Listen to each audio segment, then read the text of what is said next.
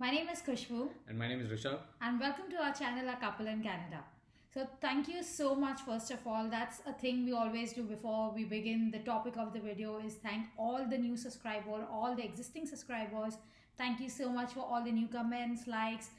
We were really happy with the response we got on our last video. We're trying and making sure that we reply. A lot of people reached out to us on our LinkedIn profile. Thank you so much for the amazing response, and we will Yes. continue to do so.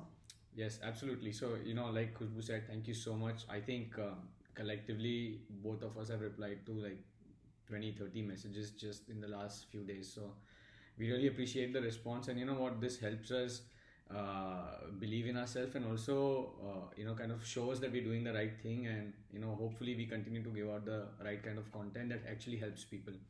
Now, let us quickly discuss what the topic of today is. It's something that we discussed last time in our video, resume writing, and it's very close and dear to both of us because we feel that the reason why we were able to get jobs in Canada, apart from obviously luck plays a big role, is to have the right kind of CV. So today's video, we're going to talk about what we feel is the right kind of CV for the Canadian market, and I would say probably the North American market. This is by no means specific to just digital marketing. It is applicable to one and all. But our experience obviously is in the digital field, so we can definitely give it a seal of approval when it comes to using it for digital marketing.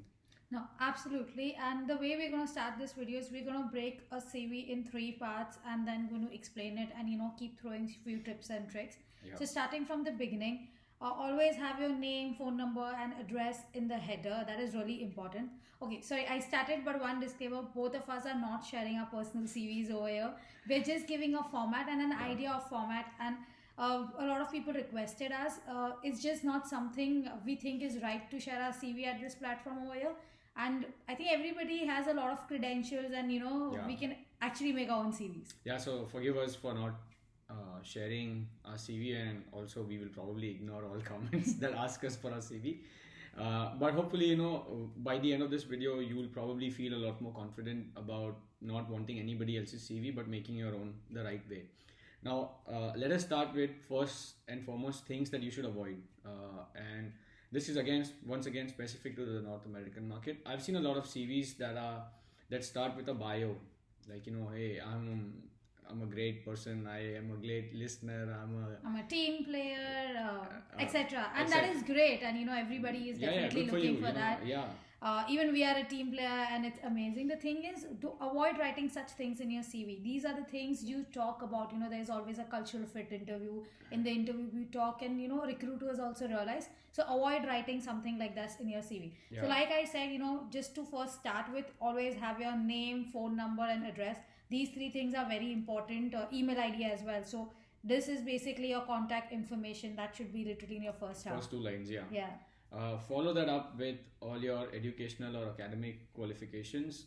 Ideally, this is the same paragraph where not only do you list your master's and your undergraduate, but also your certifications. Please avoid your 12th and SSC and all of that. Nobody gives a damn. Like, trust me, those are just occupying prime real estate on your CV, because one of the biggest thing that we recommend and something that we use is a one-page CV. Now, I know it sounds like impossible, but it's easily possible. And one of the things or one of the ways to do that is by omitting all this useless information like a bio, like your 10th and 12th mark sheets or exams and everything that you achieved in your school and college days. Nobody gives a damn. Like, trust me, focus on the highest qualification and your certifications. Yeah, right. Like he said, mention if you have masters in computer science, if you have masters in or bachelors in marketing. So definitely write that. If you want, you can always avoid writing percentages. A lot of people, write 87%, 90%, 40%.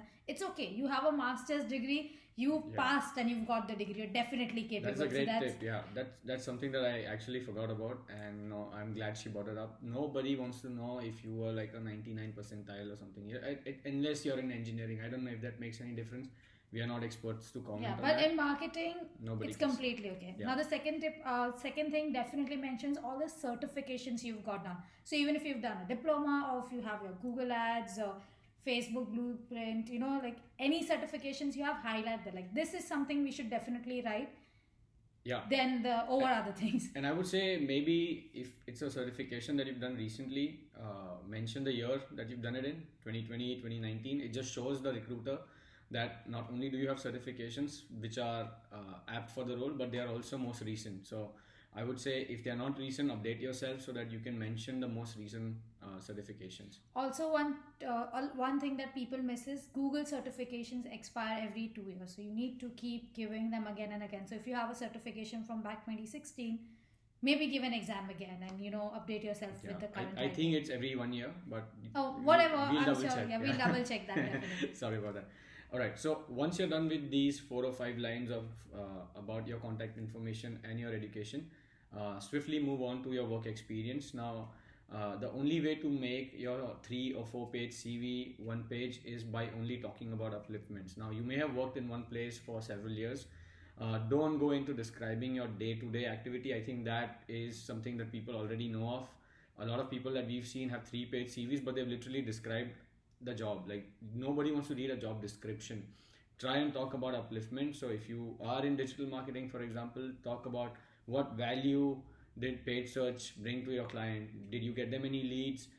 Talk about the big budgets that you've handled there. For example, if you handle $1 million campaigns or accounts, please mention that you've handled 6-7 figure accounts.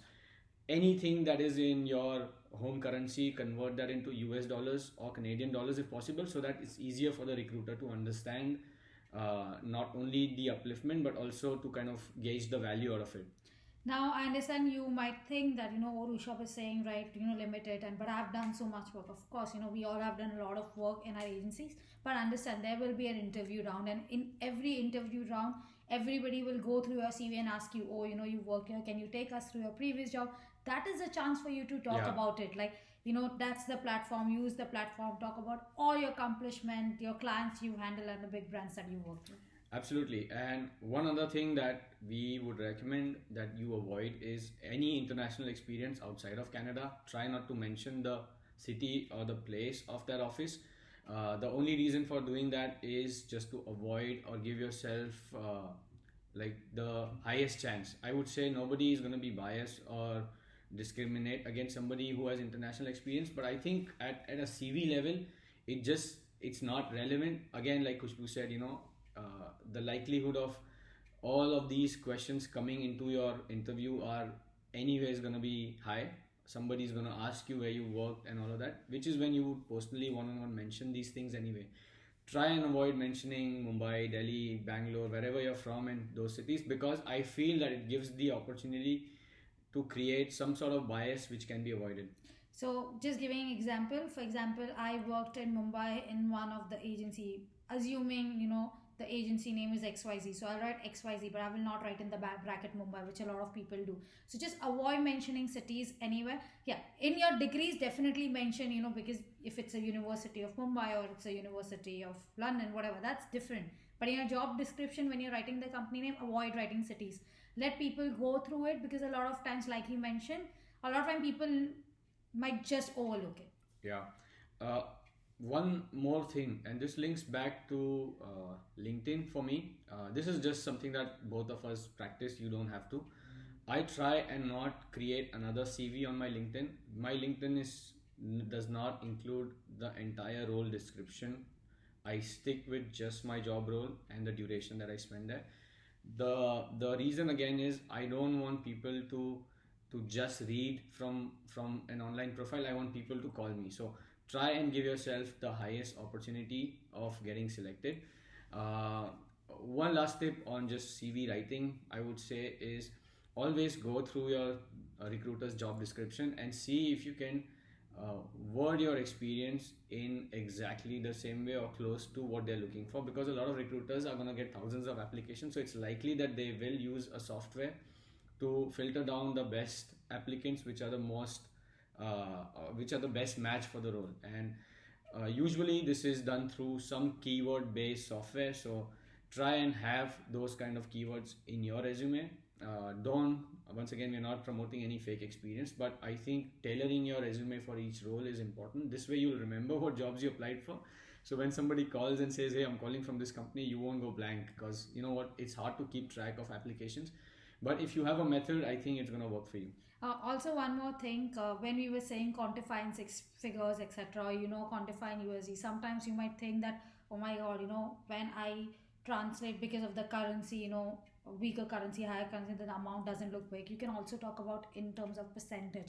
Like Definitely, we yeah. increase the percent, like the revenue, the ROI was increased by 200% or 300%.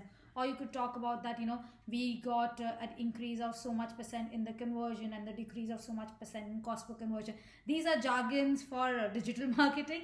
Use the jargons which work for you, or we got so much, so many leads. So understand this thing, because like I worked in boutique agency and many times I did not have a six-figure number, but then I always translated it into percentages. But the important thing is to keep it concise. One, max 1.5 page and nothing beyond that. Imagine if you are a recruiter and every day you're getting thousands of CV, 3, 3, 4 pages. This just doesn't give them time to probably go through every Yeah. experience. Rather than a 1.5 page, maybe they'll go through it in a, they look into things in a much deeper way, because oh, this is small, I can finish it quickly. Oh, 4 page, let me just glance over it. So Yeah. yeah. Like she said, I don't think recruitment for a company also is a great process. I think it's tedious because they have to make sure that they get the right candidate. So it starts with the CV. If you have a one-page CV, I think the recruiter over there is gonna like jump with joy inside that, oh, now I don't have like 3 pages to read. So try and be under 1 page if you can. I think, yeah. I think I have one last tip. Sorry, don't add your photo in the CV. A lot of Yeah. times recruiters go through your LinkedIn page and they can probably, your picture will be there on the LinkedIn page. But don't add CV. Don't lose any real estate space that you have on your 1.5 page CV max. Yeah, I genuinely think adding photos and bios are just like dated, and I don't know why somebody needs to, like, you're not going for a modeling assignment that you want to mention all of this. So again, to each its own, we don't recommend it. So make your choice. Hopefully these tips help you guys. If you have any comments, or if you have any other tips that we may have missed, or that we don't know about, please feel free to share with us as well as everybody who watches our videos. And please subscribe, Like, share, subscribe. 3 things that will motivate us, and we'll keep on making more and more videos. And someday we will actually be very famous. Maybe No. maybe we'll end up investing in like Yeah. headphones. So hopefully you guys can hear us. We read every comment, so we We know are trying our best to make sure that our videos are visually and audible, visually appealing and Yeah. even audible. But trust me, guys, we don't wanna like we're not looking for any money out of YouTube. We generally do this as a way to help people. So spread the word. See if anybody else is looking for such information, which is where it'll help if you can share our videos. Thank you so much. Thank and you. a Have a nice great day. Bye. Bye.